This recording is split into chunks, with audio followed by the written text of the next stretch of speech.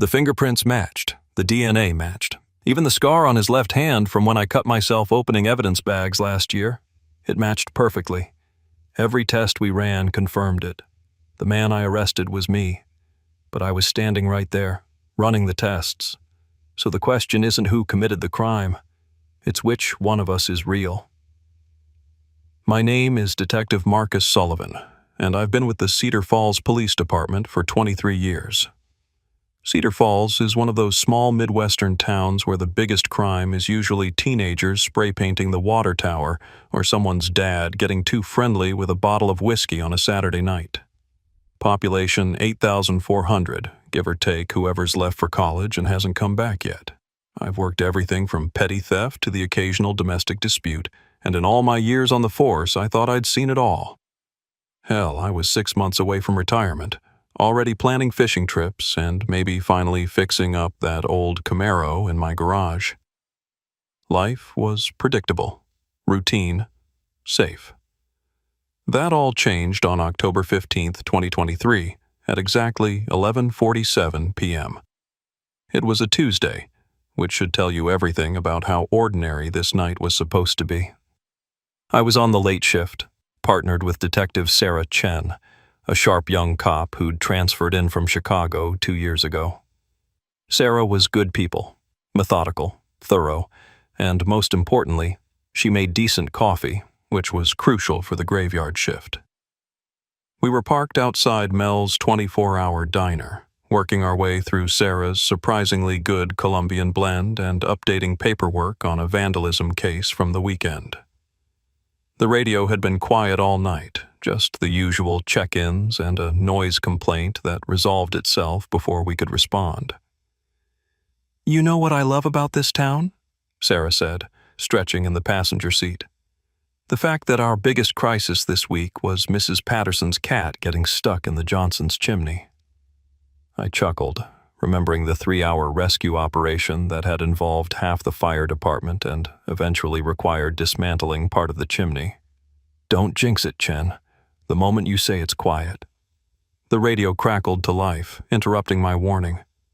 "All units, we have a possible 10-14 in progress at 1247 Maple Street. Resident reports seeing an individual attempting to gain entry through a rear window. Units 7 and 12, please respond." Sarah and I exchanged looks. Unit 7 was us. "So much for your peaceful Tuesday," she said, already reaching for her seatbelt.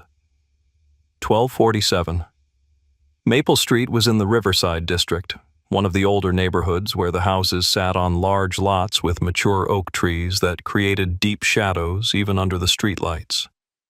These were the homes of Cedar Falls' original families, solid, middle-class folks who'd lived here for generations. As we pulled up to the address, I could see it was the Henderson place. Eleanor Henderson was a widow in her 70s who'd taught 3rd grade at Cedar Falls Elementary for 42 years before retiring. Her husband had died 5 years ago, and since then she'd become one of those neighborhood watch types who knew every car, every routine, every deviation from normal.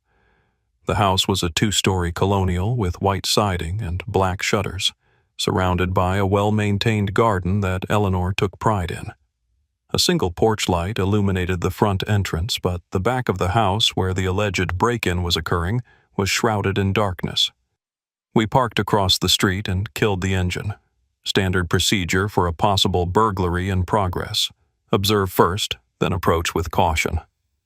"I'll take the front," I told Sarah. "You circle around back, but stay in radio contact. If there is someone back there, we don't want them slipping out while we're coordinating." "Copy that," Sarah responded, checking her weapon and radio. "Be careful, Marcus. Something feels off about this." I knew what she meant. In a town like Cedar Falls, break-ins were rare, and when they did happen, they were usually crimes of opportunity. Teenagers looking for quick cash or prescription drugs. Professional burglars didn't waste time on small-town houses where the most valuable items were usually grandma's china and maybe a few pieces of jewelry. I approached the front of the house, keeping to the shadows and maintaining visual contact with the street. The neighborhood was dead quiet. No dogs barking, no lights coming on in adjacent houses, nothing to indicate anyone else was aware of what was supposedly happening. That's when I heard Sarah's voice through my earpiece, tight with tension. "Marcus, I've got eyes on the suspect. Male, approximately 6 feet tall, dark clothing. He's working on the kitchen window with some kind of tool." "Copy. Can you get a better visual on his face?" "Negative. He's got his back to me. But Marcus, this guy knows what he's doing. Professional movements, seems to know the layout. This isn't some random junkie." I moved closer to the house, using the large oak tree in the front yard for cover. From my position, I could see around to the side yard, where Sarah would be positioned. "I'm moving to flank from the north side," I whispered into my radio. "When I give the signal, we approach simultaneously. Standard containment." "Roger that." I crept along the side of the house, my weapon drawn but pointed down.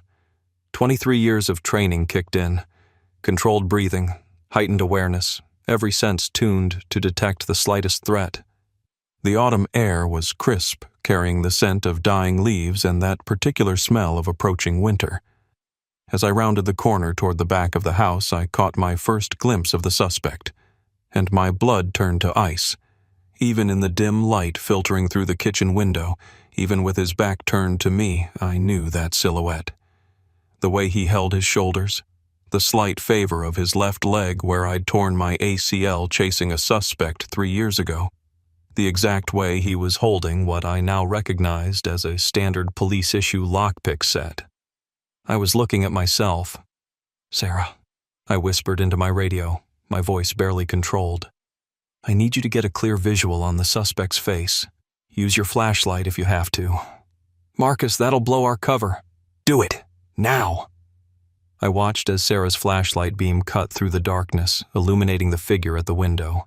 He turned toward the light, and I found myself looking into my own face. Not someone who resembled me. Not a twin I didn't know about. It was me. Same scar above the left eyebrow from a childhood accident. Same slightly crooked nose from breaking it during a high school football game. Same 5 o'clock shadow pattern that Sarah always joked made me look like a detective from a 1970s cop show. The other me, because I don't know what else to call him, squinted in the flashlight beam and raised one hand to shield his eyes. In that moment, I saw the distinctive white scar across his palm, the one I'd gotten last year when I'd carelessly opened an evidence bag containing a broken glass bottle. "Jesus Christ!" Sarah's voice came through the radio, shaky and disbelieving.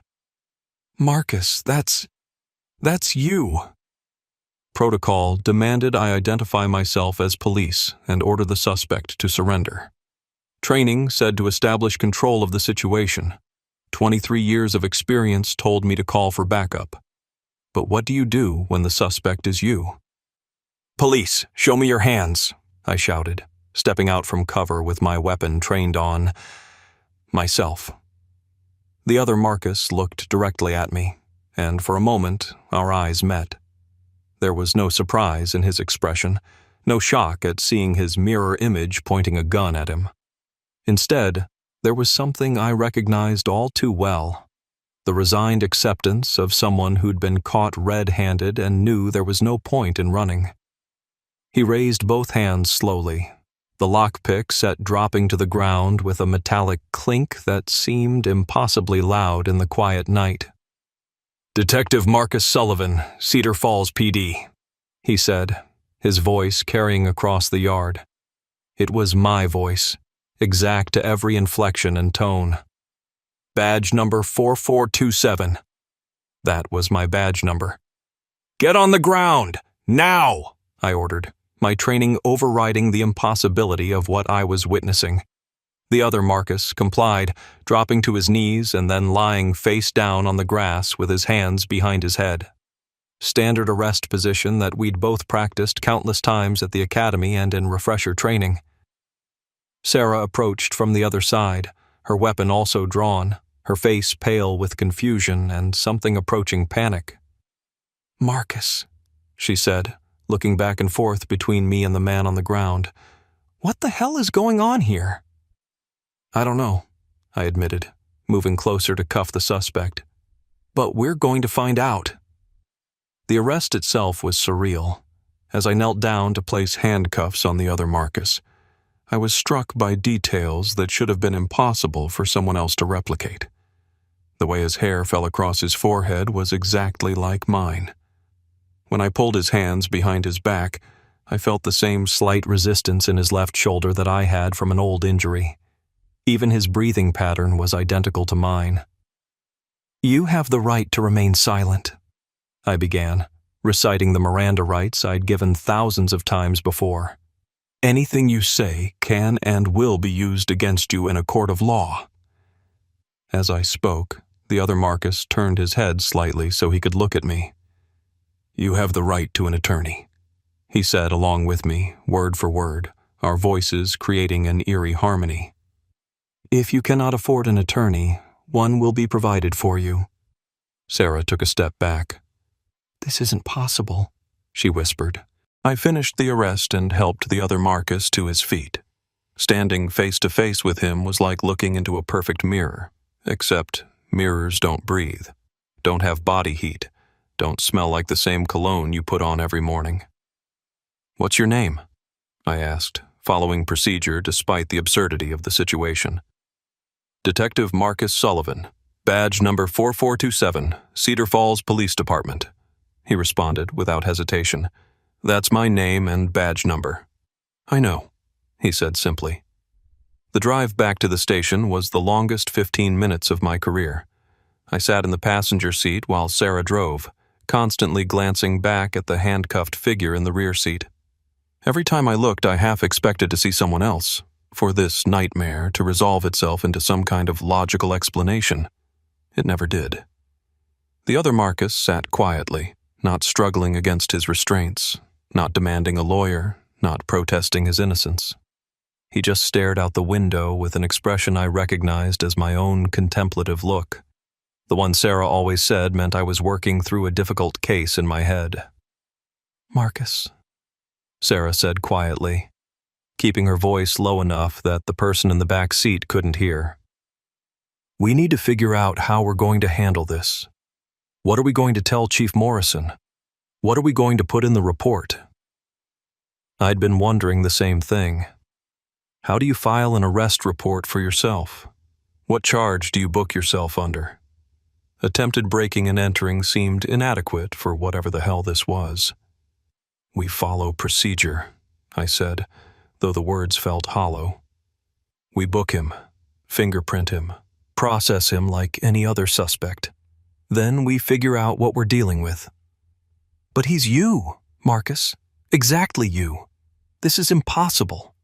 "I know it's impossible," I snapped, then immediately regretted my tone. Sarah was handling this as well as anyone could be expected to handle something that defied every law of physics and logic. "I'm sorry. I know how crazy this is. But we're cops, Sarah. We deal with facts, evidence, procedures, so that's what we're going to do." As we pulled into the parking lot of the Cedar Falls Police Department, I caught the other Marcus's reflection in the rearview mirror. He was smiling slightly, the same wry smile I made when I was about to solve a puzzle that had been bothering me. "Detective Sullivan," he said, speaking for the first time since we'd left the Henderson house. "Yeah? You're going to want to run those fingerprints twice." The Cedar Falls Police Department was a modest 2-story brick building that had been constructed in the 1960s and showed its age in a dozen small ways. The fluorescent lights hummed constantly. The linoleum floors were worn thin in the high-traffic areas, and the holding cells still had the original steel bars that had been painted and repainted so many times that the layers of paint were starting to chip off in places. At 12:30 a.m. on a Tuesday, the station was mostly empty except for the night desk sergeant, Tommy Kowalski, and Officer Janet Mills, who was covering dispatch.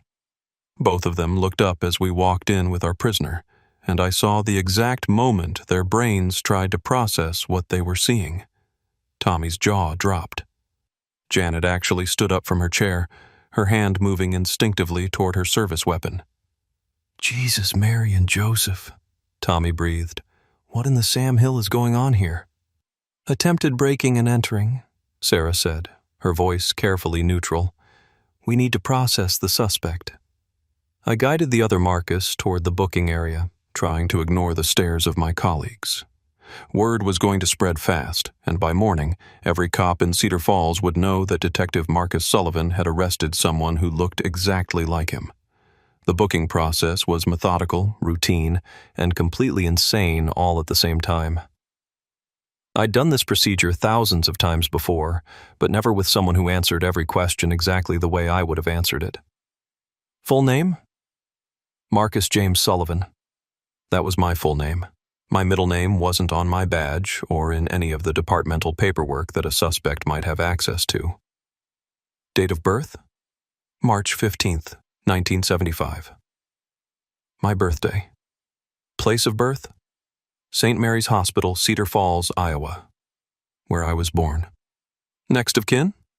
Jennifer Sullivan, ex-wife, currently residing in Minneapolis.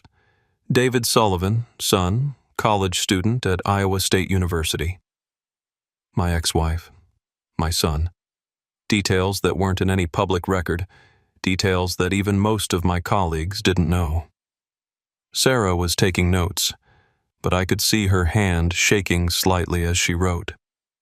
Tommy and Janet had given up any pretense of working and were just staring openly. Social Security number? The other Marcus recited 9 digits that I recognized immediately as my own Social Security number. Driver's license number? Again, he provided the exact number from my Iowa driver's license.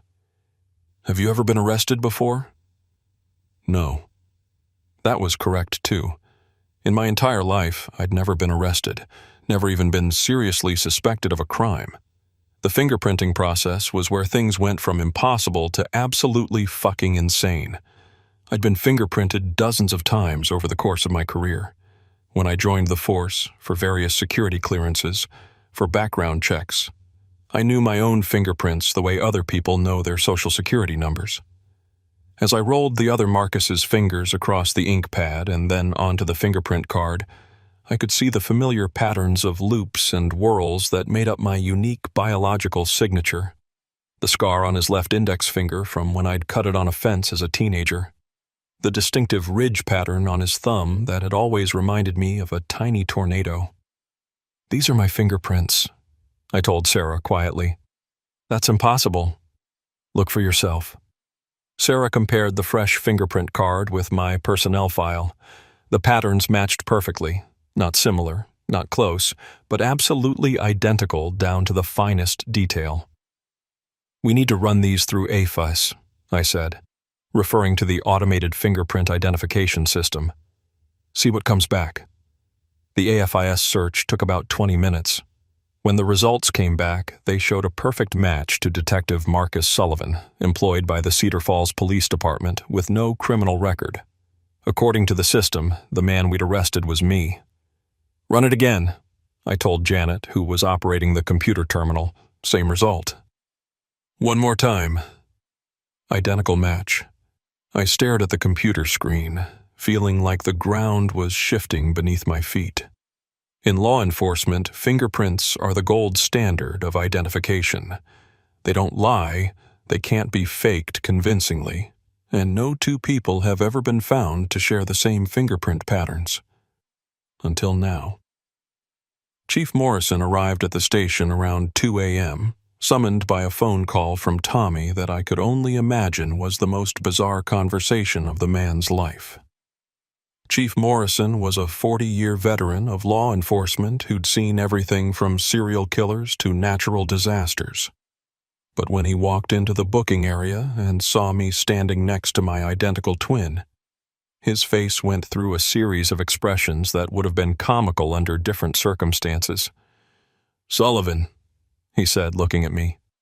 Then he looked at the other Marcus, still handcuffed and sitting on the booking bench. "Sullivan." He looked back at me. "What in the blue blazes is going on here?" "I wish I knew, Chief," I said honestly. "We responded to a breaking and entering call at 1247 Maple Street. When we arrived, we found this individual attempting to gain entry through a rear window. He appears to be... well, he appears to be me. Chief Morrison walked over to the other Marcus and studied his face carefully. "Stand up," he ordered. The other Marcus complied, rising to his feet with the same slight grimace I always made when standing after sitting for too long, a leftover from my old knee injury. "Turn to your left." He turned, revealing his profile. "Turn to your right." The other direction. Chief Morrison had known me for over a decade. He'd been the one who'd recruited me from the Iowa State Police, who'd promoted me to detective, who'd been my direct supervisor through dozens of cases.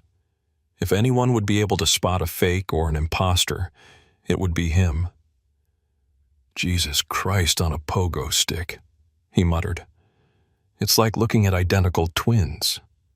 "Chief," I said, "we've already run fingerprints. They match mine exactly. Every detail of his identification matches mine exactly. I'd like to request a DNA test." Morrison nodded slowly. "Do it. And I want this whole thing kept quiet until we figure out what we're dealing with.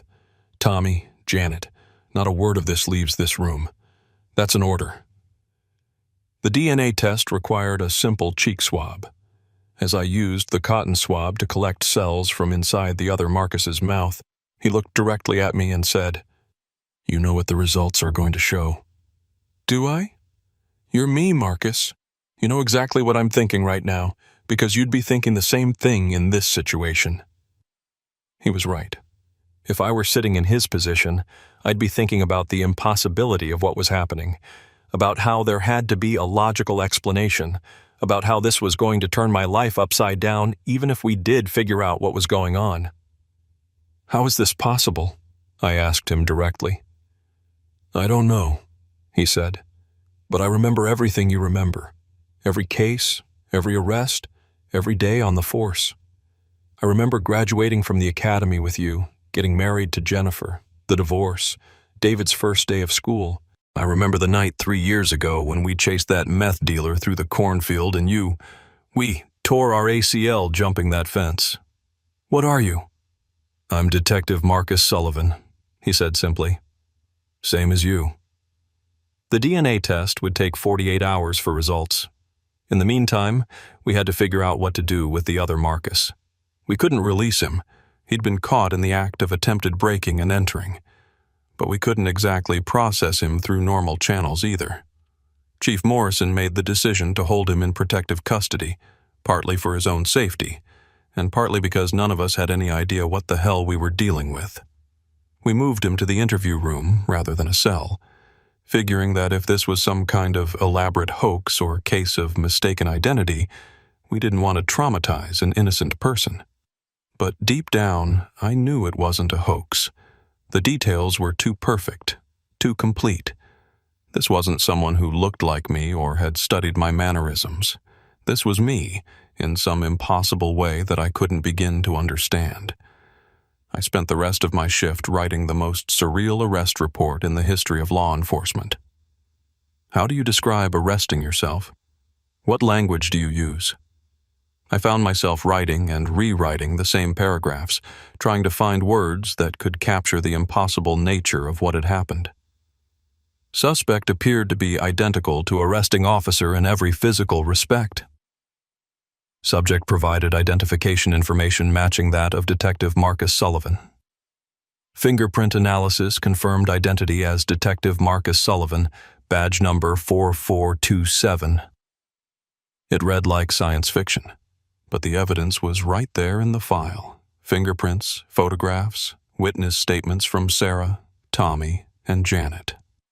As dawn broke over Cedar Falls, I sat in the break room with a cup of coffee that had gone cold hours ago, staring out the window at the familiar streets of the town I'd sworn to protect and serve. Somewhere out there, Eleanor Henderson was probably telling her neighbors about the excitement at her house the night before. People would be getting ready for work, kids would be getting ready for school, life would be moving forward in all the normal, predictable ways. Except nothing was normal anymore. Over the next 2 days, while we waited for the DNA results, I threw myself into investigating the case as if it were any other crime. The difference was that this time I was investigating myself. I started with Eleanor Henderson. She was shaken by the events, but eager to help. Over a cup of tea in her kitchen, she walked me through exactly what she'd seen. "I was up late. I don't sleep as well as I used to," she explained. "I was in the kitchen getting a glass of water when I saw someone in my backyard. At first, I thought it might be a raccoon or a possum getting into my garbage cans. But when I looked closer, I could see it was a person." "Can you describe what you saw?" "A man, definitely. Tall, wearing dark clothes. He was very methodical about what he was doing, not rushing, not nervous. He worked on my kitchen window for several minutes before I called the police." "Did you get a look at his face?" "Not clearly. It was dark, and he had his back to me most of the time. But when Officer Chen shined her flashlight on him, I could see him clearly for just a moment." "And what did you see?" Eleanor paused, her teacup halfway to her lips. "Well, dear, I saw you. Clear as day. It was definitely you." I'd known her for years. She'd been David's third-grade teacher, and she was known for her sharp memory and attention to detail. If Eleanor Henderson said she saw me breaking into her house, then that's exactly what she saw. But I knew with absolute certainty that I hadn't been anywhere near her house that night before responding to the call. The next step was to verify my own whereabouts at the time of the attempted break-in. This felt insane, investigating my own alibi as if I were a suspect in my own case, but it was necessary. I pulled the dispatch logs for that night. The call about the break-in had come in at 11:42 p.m. At that time, Sarah and I had been parked outside Mel's Diner, approximately 2.3 miles away from 1247 Maple Street. The travel time between the two locations was about 4 minutes by car. I checked Mel's security cameras. The footage clearly showed our patrol car parked in the lot from 11:15 p.m. until 11:45 p.m. when we'd responded to the call. There was no way I could have been at Eleanor Henderson's house at 11:42 p.m., but the other Marcus had been there. Eleanor had seen him. Sarah had seen him. I had seen him. So where had he come from? On Thursday morning, the DNA results came back. I sat in Chief Morrison's office with Sarah and the lab technician who'd run the test, a nervous young man named Brad Hutchins who looked like he'd rather be anywhere else. "Well?" Chief Morrison asked. Brad consulted his paperwork, though I could tell he'd already read it multiple times. "The sample collected from the suspect shows a perfect match to Detective Sullivan's DNA profile on file with the department." "Perfect match," Morrison repeated. "Yes, sir. Identical at every marker we tested. According to our analysis, the suspect is Detective Marcus Sullivan." The room was silent for a long moment. Sarah was staring at the lab report. Morrison was rubbing his temples. I felt like I was floating outside my own body, watching this impossible conversation unfold. "Could there be a mistake?" Sarah asked. "Could the samples have been contaminated or switched?" "No, ma'am," Brad said. "I ran the test 3 times to be sure. The chain of custody was maintained throughout. This is accurate." "What about identical twins?" Morrison asked. "Could that explain this?" "Identical twins share the same DNA, that's true," Brad said. "But Detective Sullivan's birth records show no indication of a twin birth. And besides, we also compared the fingerprints. Identical twins don't share the same fingerprints." After the meeting, I went back to the interview room where the other Marcus was being held. He was sitting at the small table, reading a newspaper, the same way I always read the paper, folding it neatly into sections and working through it methodically. "The DNA results came back," I told him. "And?" "Perfect match. According to science, you're me." He nodded, as if this was exactly what he'd expected. "I told you that you'd want to run the fingerprints twice." "How did you know?" "Because I know how your mind works. I know how thorough you are, how you don't accept easy answers. If I were in your position, investigating someone who claimed to be me, I'd run every test twice." I sat down across from him, studying his face. It was like looking into a mirror, but a mirror that moved independently, that had its own thoughts and reactions. "What do you remember about that night?" I asked. "Which perspective do you want? Yours or mine?" "What do you mean?" "I remember being parked outside Mel's diner with Sarah, drinking coffee and talking about Mrs. Patterson's cat. I remember getting the call about the break-in. I remember driving to 1247 Maple Street and setting up a perimeter around the Henderson house." "That's my memory." "I know. But I also remember being behind Eleanor Henderson's house, working on her kitchen window with a lockpick set. I remember the frustration when the old lock mechanism was stickier than I'd expected. I remember hearing footsteps in the side yard and knowing that backup had arrived." "But why were you breaking in?" "I don't know," he said, and for the first time I heard uncertainty in his voice.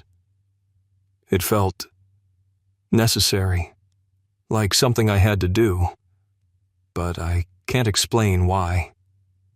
That night I sat in my apartment, the same apartment the other Marcus claimed to live in, trying to make sense of what was happening.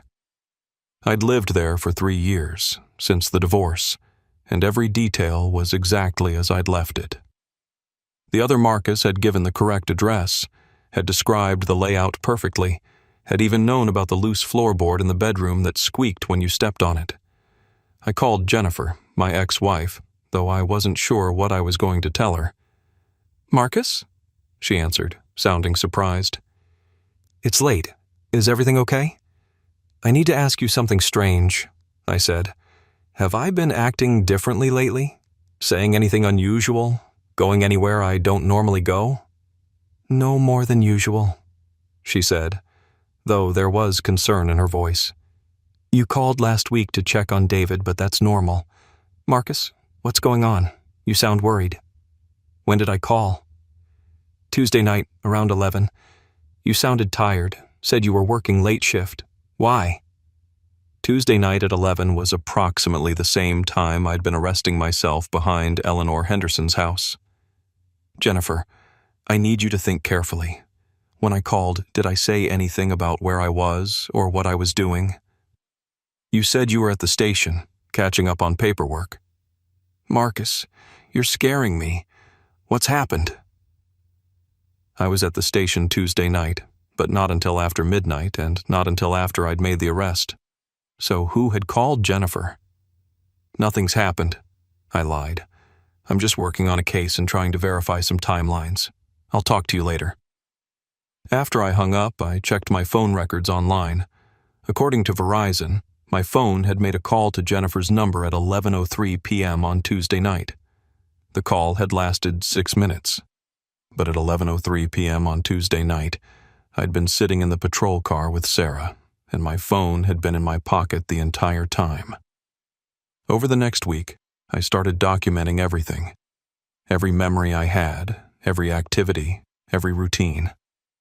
I compared my memories to physical evidence, credit card records, security camera footage, witness statements. What I found was that there were gaps, small ones but consistent.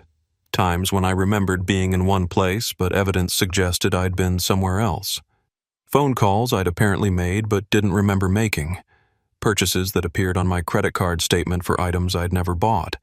The pattern went back months, maybe longer. I'd been too busy, too focused on routine to notice the discrepancies before. But now, looking carefully, I could see that my life had been doubled in small, subtle ways. Someone who looked exactly like me, who had my fingerprints and DNA, who knew all my personal information, had been living parts of my life. 8 days after the arrest, it happened again. I was at home off duty when I got a call from Sarah. "Marcus, we've got another situation. Same type of call. Attempted break-in. But this time the suspect took off when the homeowner spotted him." "I'll be right there." "Marcus?" Sarah's voice was tight with something I couldn't identify. "The homeowner gave a description of the suspect." I already knew what she was going to say. "He described you again." This time, the location was 892 Pine Street, about 2 miles from the Henderson house. The homeowner, a man named Robert Kim, had been watching TV when he'd heard someone trying to force open his back door. When he'd gone to investigate, he'd seen a man matching my description working on the lock. "I yelled at him to get away from my house," Kim told me as I took his statement. "He looked right at me, and I swear to God, officer, it was like looking at you. Same face, same build, everything." "Are you certain?" "Absolutely. I've lived in this town for 12 years. I know all the local cops by sight. It was definitely you." But I'd been at home at the time of this incident, and I had a receipt from the pizza place to prove it. I'd ordered dinner at 8:30 p.m., the delivery driver had arrived at 9:15 p.m., and the attempted break-in had occurred around 9:30 p.m. The other Marcus, because that's how I'd started thinking of him, was still in custody at the station. So who had Robert Kim seen? Chief Morrison called in help from the Iowa State Police. Detective Linda Hayes arrived from Des Moines, a specialist in unusual cases and unexplained phenomena. She was a no-nonsense woman in her 50s who'd built a reputation for solving cases that other investigators had given up on. "I've read your reports," she told me during our first meeting. "This is either the most elaborate hoax I've ever encountered, or we're dealing with something that doesn't fit any normal category. What's your professional opinion?" "Hoaxes require motivation.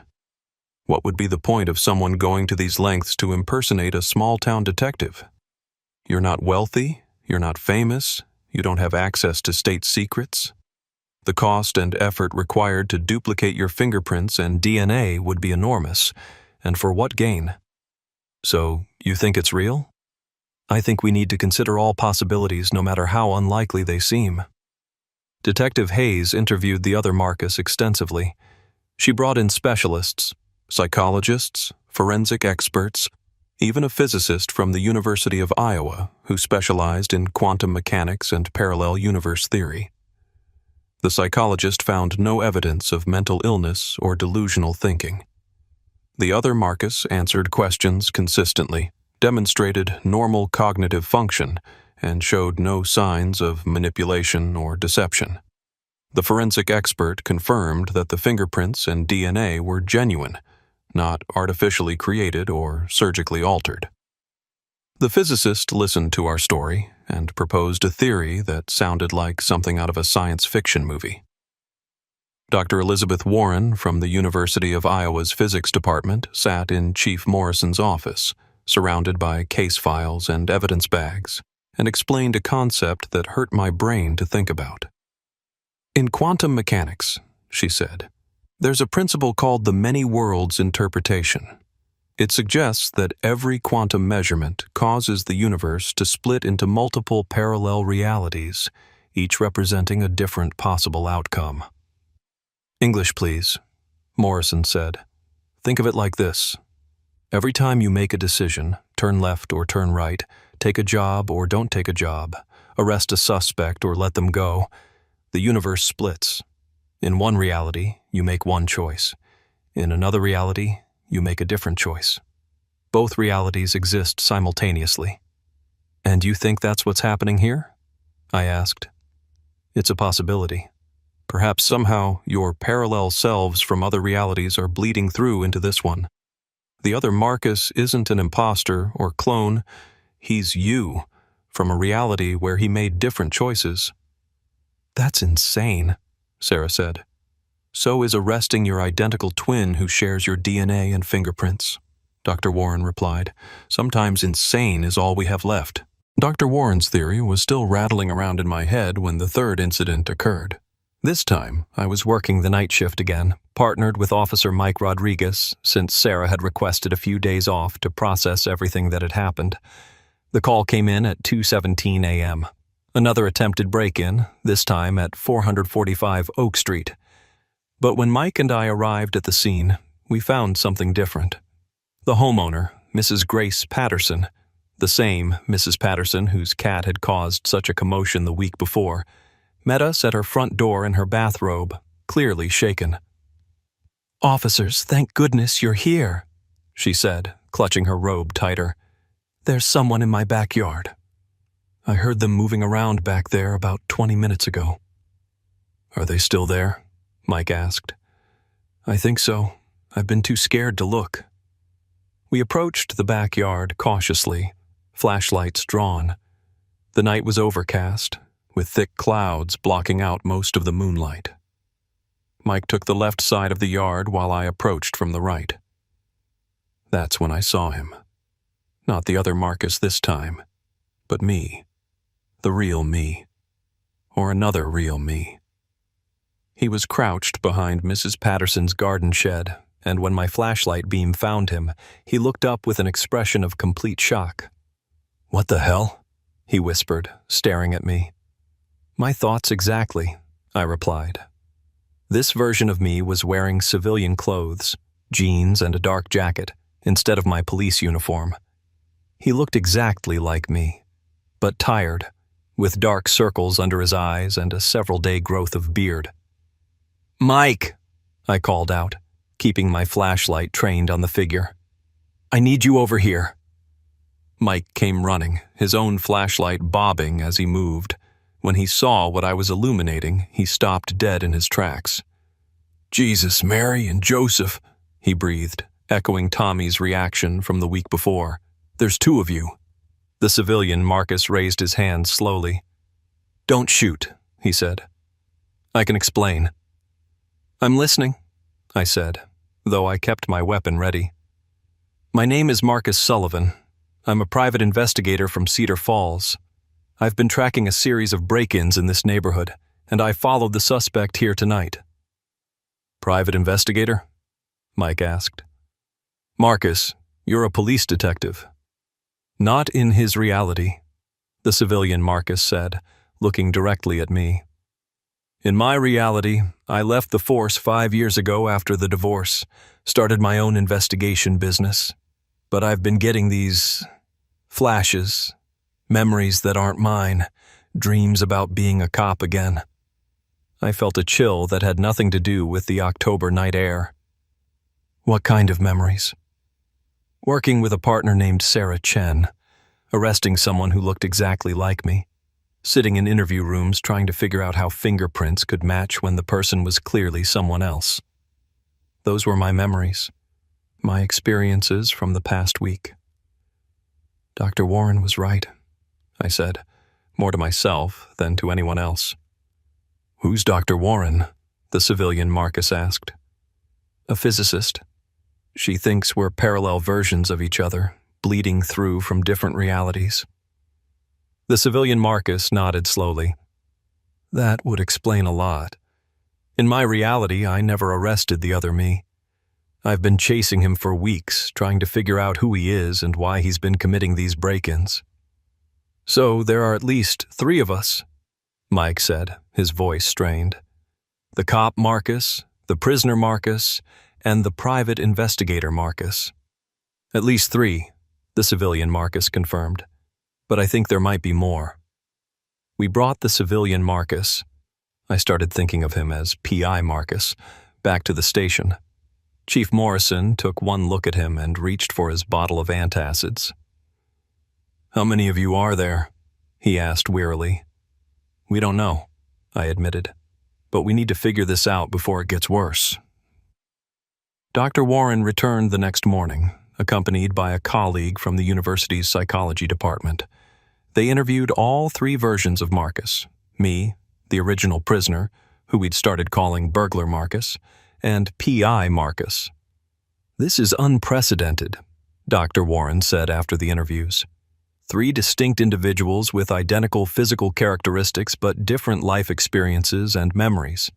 It's as if we're seeing a cross-section of parallel realities. The question is why, said Dr. Patricia Reeves, the psychologist. Why is this happening now? What triggered the convergence? In quantum mechanics, Dr. Warren explained, parallel realities can sometimes intersect at moments of high emotional or psychological stress. Major life changes, traumatic events, significant decisions. I thought about what had been happening in my life recently, the approach of retirement, the loneliness of the divorce, the routine of small-town police work that had started to feel more like a trap than a calling. "I've been questioning everything lately," I admitted. "Whether I made the right choices, whether I should have stayed married, whether I should have taken that job offer in Des Moines 5 years ago." "In my reality, I did take that job offer," P.I. Marcus said. "Worked as a detective in Des Moines for 2 years before going private." "And in my reality," Burglar Marcus said quietly, "I never became a cop at all. I've been drifting for years, taking odd jobs, getting into trouble. The break-ins. I don't know why I'm doing them. It's like I'm compelled to." Dr. Reeves leaned forward. "What if each of you represents a different path that Marcus Sullivan could have taken? The dedicated cop, the independent investigator, the troubled drifter. Different choices, different outcomes, but all stemming from the same core person." "But why are we ending up in the same reality?" I asked. "Maybe," Dr. Warren said slowly, "this reality is the focal point, the place where all the parallel possibilities are converging. Perhaps this version of Cedar Falls is where the quantum barriers are thinnest." As if to prove Dr. Warren's theory, the fourth Marcus appeared 2 days later. This time, he walked into the police station voluntarily. He was wearing a federal agent's suit and flashing an FBI badge that looked authentic down to the serial numbers. "I'm Special Agent Marcus Sullivan," he announced to Tommy at the front desk. "I'm here to investigate reports of unusual activity in this jurisdiction." Tommy, who was getting used to impossible situations, just sighed and called Chief Morrison. "Chief, there's another one." FBI Marcus was different from the other versions. He carried himself with federal authority, spoke in the clipped professional tones of someone used to being obeyed without question. When he was brought to the interview room where the rest of us were gathered, he assessed the situation with the cold efficiency of a trained investigator. "Parallel universe convergence," he said, after we explained what had been happening. "We've been tracking similar phenomena across the Midwest. This appears to be a localized reality breach." "We?" I asked.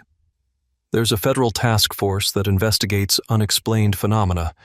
We call them X-Files cases, though that's not the official designation. Your situation here in Cedar Falls is part of a larger pattern." "What kind of pattern?" Dr. Warren asked. "Reality distortions. People encountering alternate versions of themselves, locations that exist in multiple dimensions simultaneously, temporal anomalies. It's been increasing in frequency over the past 6 months."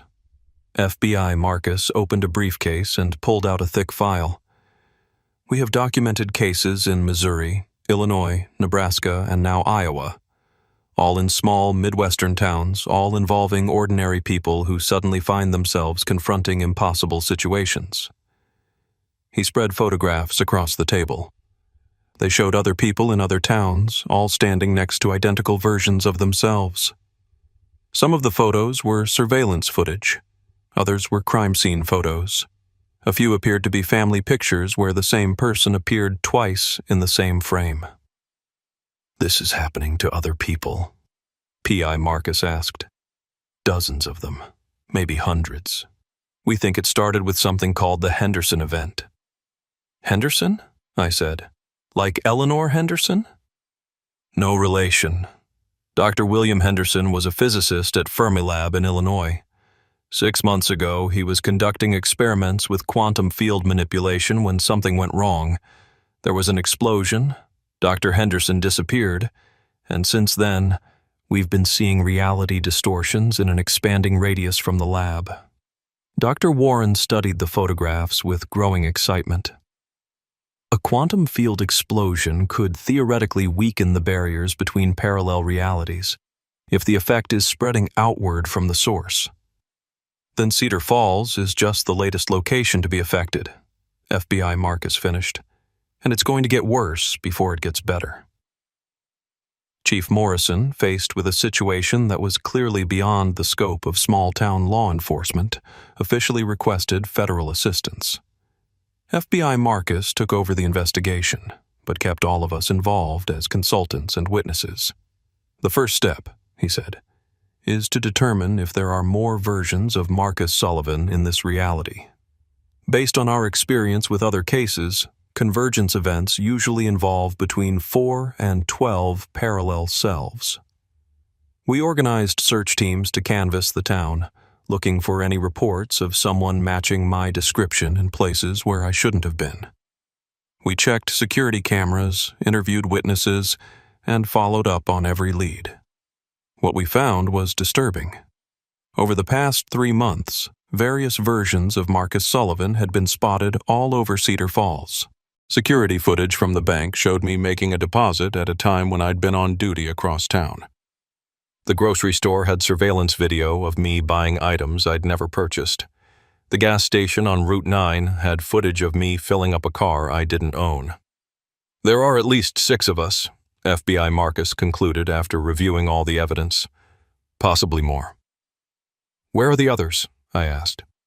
That's what we need to find out, and we need to find them fast. Why? What's the hurry? FBI Marcus looked grim. Because in other locations where we've seen this phenomenon, the convergence eventually becomes unstable. The parallel selves start to merge. What do you mean, merge? Think of it like 2 streams flowing together. At first, they maintain their separate identities, but eventually they become one stream, one consciousness, one person. Which one survives? P.I. Marcus asked. That's the problem, FBI Marcus said. Sometimes none of them do. We spent the next week systematically searching Cedar Falls for the missing versions of Marcus Sullivan. It was surreal, hunting for myself in my own hometown, knowing that each version we found might have completely different memories and experiences. We found Marcus 5 living in a homeless shelter on the outskirts of town. This version was clearly struggling. Thin, unkempt, with the hollow eyes of someone who'd given up on life. He told us he'd been drifting since leaving the army, unable to hold down a job or maintain relationships. I keep having dreams, he said during his interview. Dreams about being a cop, about having a family, about living in a house instead of shelters and cheap motels. But when I wake up, this is my reality. Marcus 6 was discovered working at a construction site under an assumed name. He was built like a linebacker, muscles developed from years of physical labor, but when we approached him, he broke down crying. I've been seeing things, he said, memories that aren't mine. I remember arresting people, but I've never been a cop. I remember being married, but I've never had a serious relationship. I thought I was going crazy.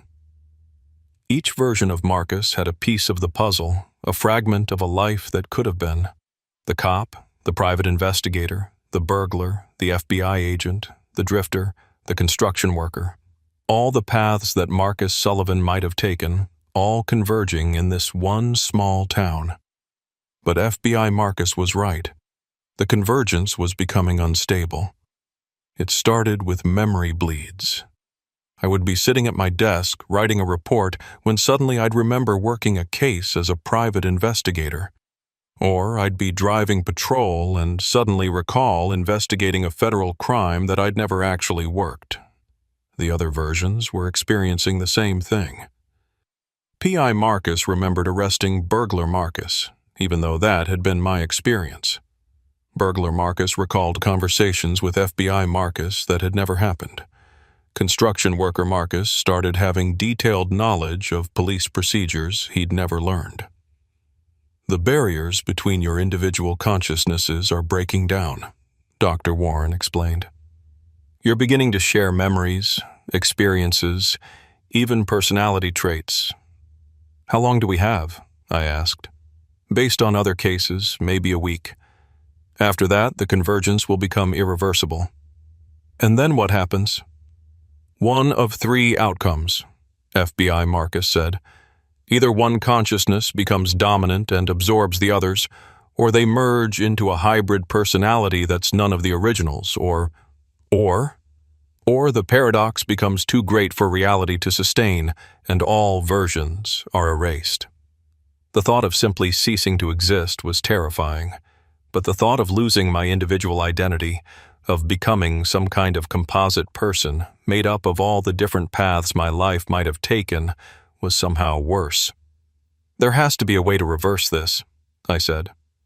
"There might be," FBI Marcus replied, "but it would require returning to the source of the disturbance." "The Henderson event?" "Fermilab. If we can find Dr. Henderson, or at least understand what he was working on when the explosion occurred, we might be able to stabilize the quantum field and separate the parallel realities." "That's a big if." "It's the only chance we have." Chief Morrison granted me emergency leave, and FBI Marcus arranged for federal transport to Fermilab in Illinois. The other versions of Marcus came with us.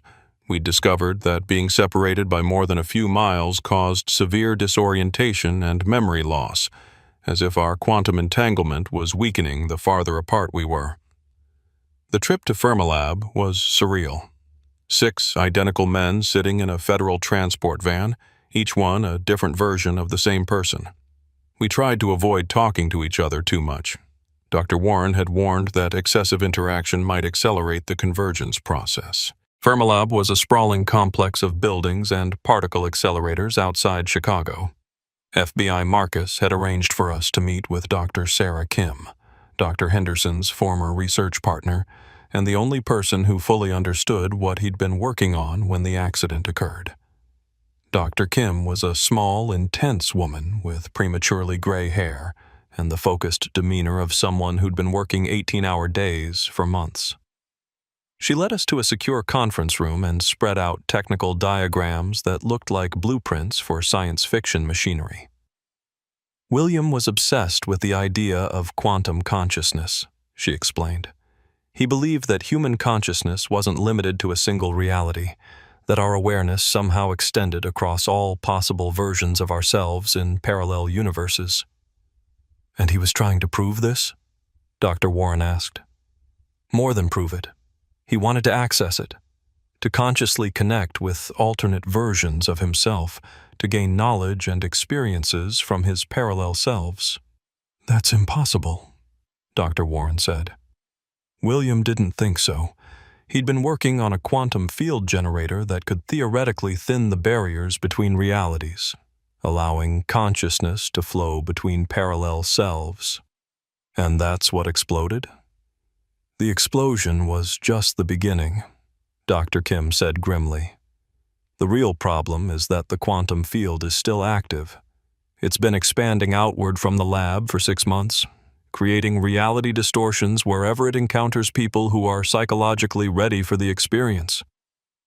"What do you mean, psychologically ready?" I asked. "People who are questioning their life choices, who are wondering, what if? Who are at crossroads in their lives. The field seems to target individuals who are already mentally exploring alternate possibilities for themselves." That described my state of mind perfectly. The approaching retirement, the regrets about my divorce, the questions about whether I'd made the right choices, I'd been the perfect target for this quantum phenomenon. "Where's Dr. Henderson now?" FBI Marcus asked. "That's the problem," Dr. Kim said. "We don't know. When the explosion occurred, William was caught in the direct path of the quantum field. He disappeared completely. But we've been detecting energy signatures that suggest he might still be connected to the field somehow." "Connected how?" "His consciousness might be spread across multiple realities simultaneously. If that's the case, he could be experiencing life as dozens or hundreds of different versions of himself, all at the same time." The thought was horrifying. Imagine trying to maintain your sanity while experiencing the memories and experiences of countless alternate versions of yourself, all overlapping and bleeding together in an endless stream of contradictory information. "Can the field be shut down?" Dr. Warren asked. "Theoretically, yes, but it would require someone to enter the affected area and manually shut down the quantum generators. The problem is that anyone who enters the field becomes subject to the convergence effect. So whoever goes in to shut it down might not come back out as the same person." "Exactly. We spent that night in a motel near Fermilab. 6 versions of Marcus Sullivan trying to figure out how to save not just ourselves, but potentially hundreds of other people who were experiencing reality distortions across the Midwest. "I'll do it," burglar Marcus said quietly. "I'll go into the field and shut down the generators." "Why you?" I asked. "Because I've got the least to lose. My life has been a disaster from the start. If something goes wrong, if I don't come back, at least the rest of you can continue with your lives." "That's not how this works," P.I. Marcus said. "We're all connected now. If one of us is erased, it affects all of us." "Then we all go," FBI Marcus said. "Together." "That's suicide," construction worker Marcus protested. 6 people entering an unstable quantum field at the same time? The convergence would be instantaneous. "Maybe that's what we need," Drifter Marcus said. He'd been quiet for most of the trip, but now he looked up with something approaching hope in his eyes. "Maybe instead of fighting the convergence, we embrace it. Become one person, but consciously, deliberately. Pool all our experiences and knowledge to create someone strong enough to survive the field and shut down the generators." Dr. Warren, who'd been silent during this exchange, looked up from her calculations. "It's theoretically possible," she said slowly. "A voluntary convergence might be more stable than a random one, but there's no guarantee what kind of person would emerge from the process. There's no guarantee any of us survive if we don't try," I said. We voted. 6 versions of the same person, democratically deciding the fate of their collective existence. The decision was unanimous. We would converge voluntarily, creating a composite Marcus Sullivan who could enter the quantum field and shut down the generators that were causing reality distortions across the Midwest. Dr. Kim led us to a special chamber at Fermilab that had been designed for quantum consciousness experiments. It was a sterile white room with 6 chairs arranged in a circle around a central control console. "The process should take about an hour," Dr. Kim explained. "The quantum field generators will gradually synchronize your brain waves and neural patterns. As the convergence proceeds, you'll begin to share memories, experiences, and eventually consciousness." "What will it feel like?" Drifter Marcus asked. "Based on Dr. Henderson's notes, it should be like gradually remembering a dream. At first, you'll have access to each other's memories, as if they were your own recollections. Then the boundaries between your individual identities will start to blur. Finally, you'll become a single consciousness with the combined experiences of all 6 versions." "And afterwards?" I asked. "You'll be Marcus Sullivan, but not any specific version of Marcus Sullivan. You'll remember being a cop, a private investigator, a construction worker, an FBI agent, a drifter, and a burglar. All of those experiences will be equally real to you." It was terrifying and exhilarating at the same time. The thought of losing my individual identity was frightening, but the possibility of gaining 5 lifetimes' worth of additional experiences and knowledge was intriguing. "Are we ready?" FBI Marcus asked. We took our seats in the convergence chamber. Dr. Kim initiated the quantum field sequence, and the room filled with a low humming sound that seemed to resonate in my bones. At first, nothing happened. Then, gradually, I began to remember things that hadn't happened to me. I remembered the day I left the police force to become a private investigator. The frustration with departmental politics, the desire for independence, the excitement of starting my own business. But I also remembered staying on the force, being promoted to detective, working cases with Sarah Chen. I remembered the construction site where I'd worked for 3 years, the satisfaction of building something with my hands, the camaraderie of the crew. But I also remembered the FBI Academy, the pride of wearing a federal badge, the authority that came with representing the United States government. I remembered the homeless shelter, the despair of having nowhere to go, the daily struggle just to survive. But I also remembered the comfortable apartment I'd lived in since my divorce, the stability of steady employment, the respect of my colleagues. I remembered breaking into houses in the middle of the night, driven by a compulsion I couldn't understand or control. But I also remembered arresting criminals, protecting the innocent, upholding the law. All of these memories felt equally real, equally mine. They were different paths the same person had taken, different choices that had led to different outcomes. But they were all Marcus Sullivan. As the convergence continued, the boundaries between the different versions began to blur. I could feel the presence of the others in my mind, their thoughts and emotions mixing with my own. We were becoming something new, something that had never existed before. When the process was complete, I opened my eyes and looked around the convergence chamber. 5 empty chairs surrounded me. I was alone, but I wasn't alone. I was all of them, and they were all me. Standing up felt different. I had muscle memory from years of construction work, tactical training from the FBI Academy, investigative instincts from my time as a private detective, street survival skills from my period as a drifter, law enforcement experience from my police career, and even the stealth and breaking and entering skills from my criminal period.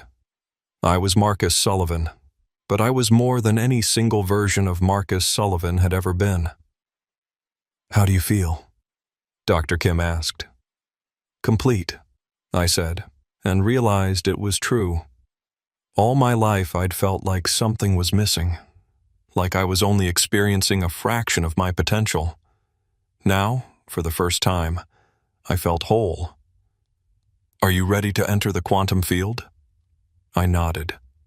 I had the federal training to understand the technical aspects of what I needed to do, the construction experience to handle the physical demands, the police training to stay calm under pressure, the private investigator's problem-solving skills, the drifter's ability to adapt to any situation, and even the burglar's talent for getting into places I wasn't supposed to be. I was ready. The quantum field at the center of Fermilab was visible as a shimmering distortion in the air, like heat waves rising from summer pavement. As I approached it, I could feel reality becoming unstable around me. The walls of the laboratory seemed to flicker, showing glimpses of other versions of the same room, other possibilities for how this moment might unfold. I stepped into the field. Immediately, I was surrounded by chaos. I could see dozens of versions of the laboratory simultaneously, each one slightly different. In some versions, Dr. Henderson was still working at his console. In others, the explosion had never happened. In still others, the entire building was completely different. But I remained stable. The convergence had made me resistant to the reality distortions. I could see all the possibilities, but I remained anchored to my own identity. I moved toward the center of the field, where the quantum generators were located. As I walked, I passed through pockets of extreme distortion where I could see other people who'd been caught in the field. Men and women experiencing their own convergence events, some fighting against the merging process, others already lost in the chaos of multiple realities. At the center of the field, I found Dr. Henderson, or what was left of him. He was standing at the control console, but he was flickering between dozens of different versions of himself. Young Henderson, old Henderson, Henderson as a janitor, Henderson as a professor, Henderson as a student, Henderson as someone who'd never been born. All the possibilities of his existence playing out simultaneously. "You have to stop this," he said, his voice coming from multiple versions at once. I can't hold it together anymore. The convergence, it's spreading. How do I shut it down? The master control, console. But you have to stabilize the field first, or the shutdown will cause a cascade. Henderson's multiple selves were speaking at different times, creating a confusing overlap of instructions. But I understood. I had to stabilize the quantum field before I could safely shut down the generators, or the sudden collapse would cause an explosion that would spread the distortion effect even further. Using my combined knowledge, I approached the control console. My FBI training helped me understand the federal technology that had been integrated into Henderson's original design. My construction experience helped me recognize which systems were load-bearing and which could be safely modified. My police training kept me calm under pressure. My private investigator skills helped me piece together the incomplete information. My time as a drifter had taught me to improvise with limited resources. Even my criminal experience proved useful. I had to essentially break into the quantum field's security systems to gain control. Working quickly, I began the stabilization sequence. The field around me started to solidify, the multiple realities beginning to separate and stabilize. Henderson's various selves stopped flickering and merged into a single, coherent person. "Thank you," he said, collapsing into a chair. "I've been trapped in that convergence for months, living every possible version of my life simultaneously. It was hell. Can you help me shut this down safely?" "Yes. But you need to know. When we shut down the generators, everyone who's been affected by the field will snap back to their original reality. The other versions of yourself, the people in other towns who've been experiencing convergences, they'll all return to their separate existences. And me? You're a special case. You converged voluntarily, outside the field. I think you'll remain as you are. A composite consciousness with the memories and experiences of all your parallel selves." It was what I'd hoped to hear. I didn't want to lose the completeness I'd gained, the sense of being the fullest possible version of myself. Together, Henderson and I initiated the shutdown sequence. The quantum generators began powering down, and I could feel the field around us contracting, pulling back toward its source. The reality distortions became less severe, the multiple possibilities collapsing back into single, stable outcomes. When we emerged from the quantum field, Dr. Kim and Dr. Warren were waiting with expressions of amazement and relief. "It worked," Dr. Kim said. "The field is contracting rapidly. Our sensors show the distortions are disappearing across the entire affected area." "What about the other people who were experiencing convergences?" I asked. "They're returning to their original realities," Dr. Warren said, consulting her instruments. "The parallel selves are separating and returning to their own dimensions. It's as if the past 6 months never happened. But for me, they had happened."